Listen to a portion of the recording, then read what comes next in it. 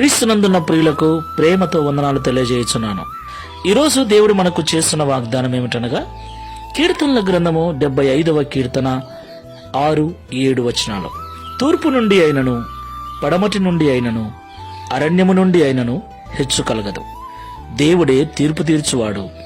ఆయన ఒకరిని తగ్గించును, ఒకరిని హెచ్చించును. దేవునికి మహిమ కలుగునుగాక.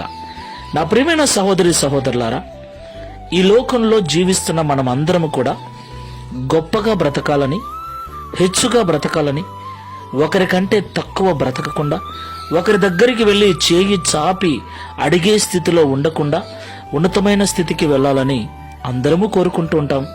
అందుకొరకు అన్ని రకాల ప్రయత్నాలు చేస్తూ ఉంటాం, అన్ని రకాలుగా ప్రయాసపడుతూ ఉంటాం. అయితే మనం ఎన్ని ప్రయత్నాలు చేసినా, ఎంత ప్రయాసపడినా మనము హెచ్చుగా జీవించాలి, గొప్పగా జీవించాలి.